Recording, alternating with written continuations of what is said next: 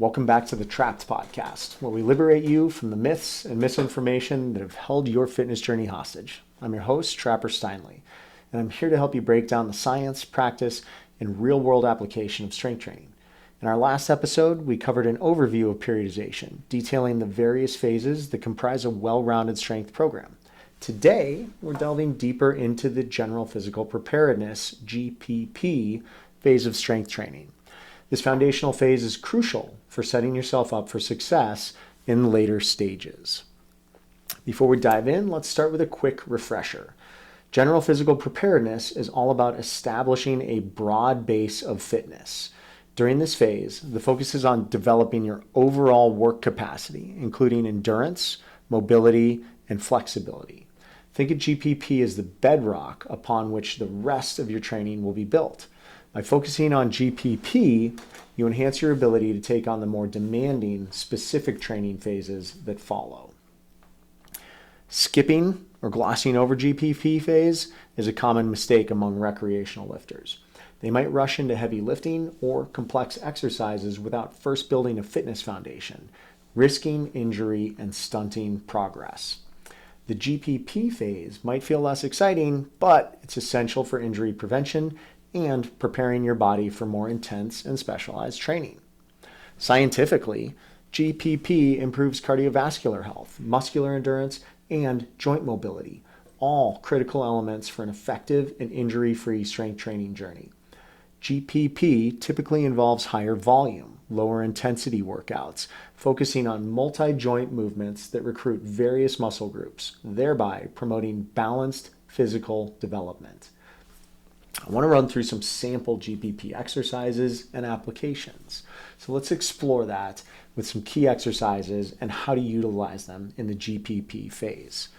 Cardiovascular conditioning being number one. Activities like rowing, cycling, or circuit training to enhance aerobic capacity and endurance are critical. These exercises should be performed at moderate intensity for 20 to 30 minutes up to 3 times per week in this phase.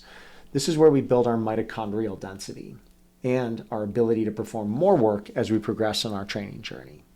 Number 2, mobility work. Things like incorporating dynamic stretching routines such as leg swings, arm circles, hip rotations to improve joint mobility and prepare for more intense exercise phases that follow is the objective here. Any movement that challenges your range of motion by dynamically moving through different positions is considered effective mobility work. Number 3, basic strength moves. Here, we can leverage compound whole body movements like squats, push-ups, and lunges performed with a focus on form and control. Aim for 2 to 3 sets of 12 to 15 repetitions, focusing on technique rather than weight. We want to become almost robotic in our pattern control, establishing an ability to move consistently and proficiently rep after rep after rep for high volume sets. Fourth, we want to focus on core development. I've always prioritized stability before mobility when it comes to core strength, meaning that we need to be able to resist force before we can create force. Exercises like forearm planks, side planks, hollow holds, and hip bridges are great examples of isometric core strengthening exercises that promote stability. Russian twists, crunches, and other dynamic movements that isolate the cylinder between your hips and your shoulders will also do wonders to build core strength and stability and are essential for all phases of training. These dynamic movements are what we refer to in contrast to isometric movements where we are holding a position. Dynamically, we are moving through a position. And we'll get into discussing the different types of muscle contraction in later episodes. Number 5, flexibility training, including static stretching post-workout to aid recovery and improve flexibility can be helpful here. But my experience has shined a light on the fact that most of the time, weakness or inability to support the body through a range of motion masquerades as tightness or a lack of flexibility in the body. In other words, if our body is strong enough to safely move through a range of motion, it will be allowed to do so. Otherwise, we'll tighten up to prevent injury and protect ourselves. Next, I want to run through a sample GPP workout with some progressions. So here's a workout you can incorporate into your routine. We're going to warm up for about 5 minutes. This is super simple. We want to jump rope for a couple of minutes. We want to do some arm circles and leg swings for about a minute each, and then a gentle cat-cow stretch for roughly a minute. What we're trying to accomplish here is an elevation of the heart rate, some expression of muscle rebound and contraction with the jumping rope, and then just dynamic movement, allowing for joint mobility and joint range of motion with the arm circles, leg swings, and then simple spinal flexion, extension, and articulation of the hips with that cat-cow stretch. Our main workout should be about 40 minutes. We'll have 2 circuits. Circuit A will repeat 3 times with minimal rest. And this is something critical to talk about. Rest intervals in your GPP block should be relatively short. Remember, the objective here is to build stamina and repeatable movements.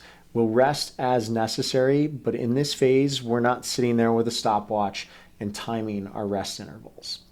We want to start with squats, 15 reps, then push-ups, 12 to 15 reps, bent over rows using resistance bands or light dumbbells, 12 to 15 reps. Our second circuit, or circuit B, that we would also repeat 3 times with minimal rest, lunges, 12 reps per leg, plank holds on your forearms, 30 seconds, Russian twists, 15 reps per side. And then, of course, we're going to want to cool down for 5 to 10 minutes. This is super important because we've just activated the sympathetic arm of our nervous system, our autonomic nervous system. Now we want to activate the parasympathetic arm, which tells us it's okay to recover. It's okay to let the body wind down. We would want to do some static stretches, focusing on major muscle groups. Simple stuff. Forward folds, splits, anything with the arms across the body, around the head, nice gentle stretches.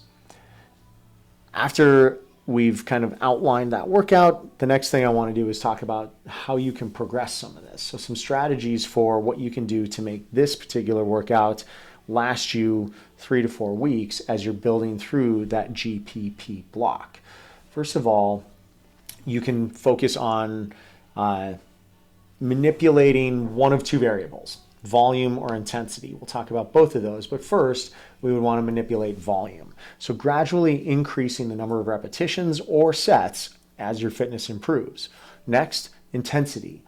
Once form is consistently maintained, you can slowly increase resistance or complexity. An example would be to elevate your feet during your push-ups or use heavier bands for your rows. Those are great examples. In addition, we can manipulate the concept of complexity by introducing balance elements like single leg deadlifts or compound movements like kettlebell swings in subsequent sessions. Again, always assessing our progress and our current status in order to be certain that we're ready to move on to the next step. So, conclusion and next steps. The GPP phase is your launch pad to more specialized strength and power phases. By investing time in developing a broad base of fitness, you set the stage for reduced injury risk and improved performance in later training stages. Remember, patience and consistency during this foundational phase will pay immense dividends in the long run. Thank you for tuning in to the Trapped podcast, where our mission is to set you free in your fitness journey. Don't miss our next episode where we'll explore the strength endurance phase in detail. Subscribe for more insights and visit 22fitness.com for personalized training consultations. Stay strong and we'll catch you on the next set.